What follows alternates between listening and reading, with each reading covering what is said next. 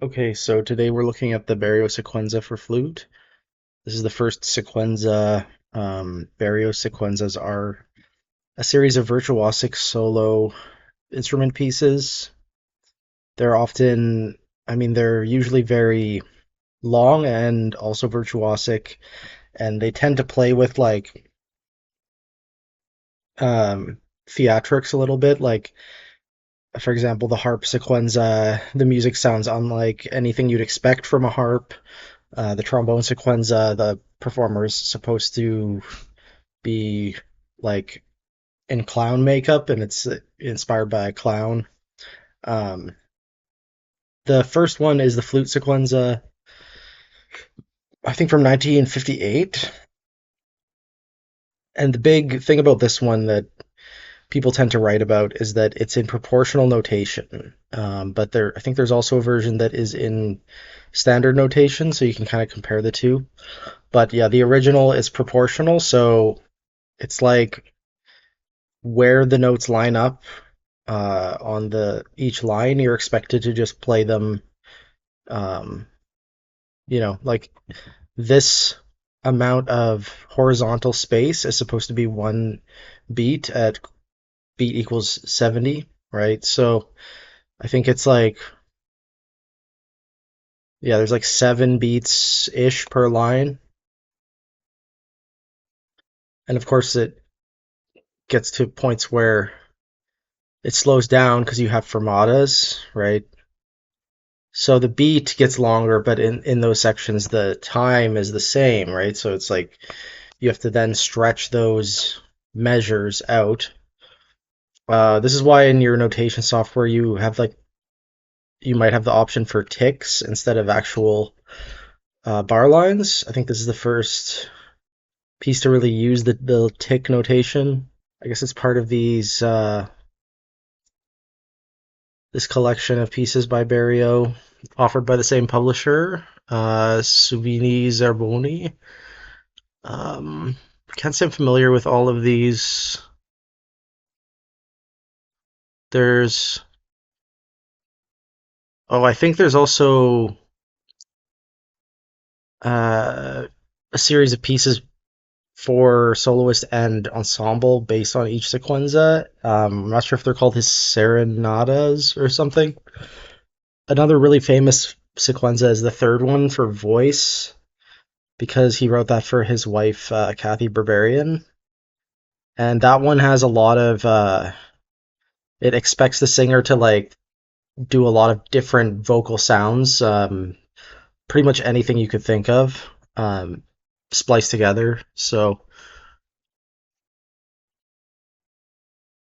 yeah, so the second one is for harp, third one's for voice, as I was saying, fourth one's for piano, the fifth one is the trombone, six is viola. That one starts with the like all four strings tremolo really loud for a long time. Sequenza 7 is for oboe. There's also a version of that one for soprano sax. The oboe one's famous because it has a drone as well. So there's technically like electronics, but it's just like a drone note. You could even use I think I've seen someone play it with like just a metronome with the tuning notes. You know. Sequenza 8 is for violin. I forget how that one goes. 9 is clarinet, also reworked for alto saxophone and bass clarinet. Then Sequenza 10 is kind of interesting. It's for trumpet, but there's also piano resonance, so you have to, like, I guess, have someone sitting at a piano on stage just holding down the pedal, or you could have an on-stage piano and maybe weigh the pedal down with a sandbag or something. Sequenza 11 for guitar, I'm pretty familiar with, just because I wrote a piece for solo electric bass in my undergrad, and I was looking at this score a lot. It has a moment in it where the guitarist has to like tune their strings as they're playing because it's so long that the strings actually get out of tune over the course of the piece. So Berio has a way for the guitarist to like tune mid piece. The bassoon one is interesting. It involves circular breathing, so it's like really, really endurance focused. The accordion one, I don't quite remember it. And then I guess the last one is the cello one, which was reworked for double bass. Um, and believe it or not, I've actually seen all of these live at the University of Toronto, where I did my undergrad. There was a concert of all the sequenzas.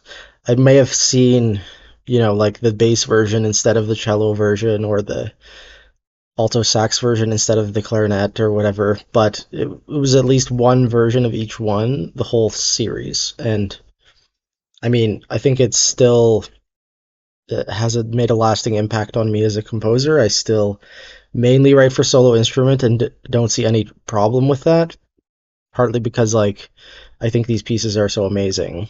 We have the Kemen series. That's what I was thinking of earlier. The Kemen series is basically taking a soloist and then adding parts to it. So it's like the sequenza becomes a basis for the other piece. I guess Sequenza one did not become a Kemen's piece, so this flute and this thing for flute and 14 instruments is just a standalone piece. It doesn't have anything to do with the Sequenza.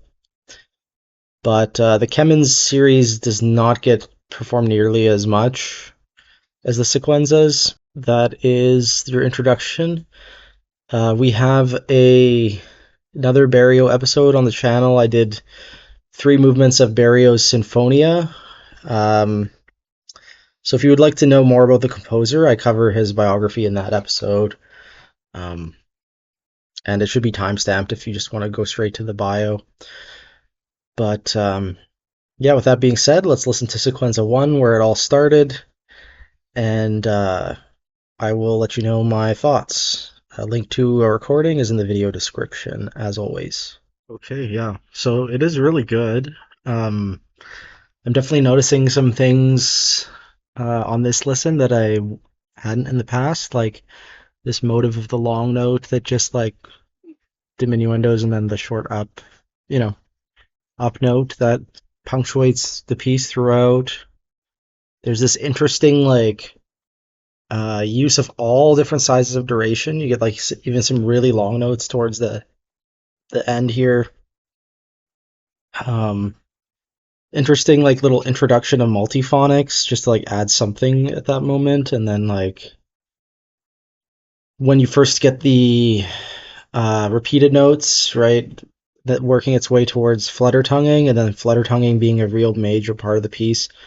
It shows this sort of like interest in extended techniques which come to dominate the other various sequenzas, and like sort of these different techniques kind of like dominating different parts of the piece, becoming its own musical idea, without being like totally Lockenman or anything, just like still using extended techniques as a real tool. It's the kind of thing though where you can imagine, yeah, it might sound very similar if it was just notated conventionally.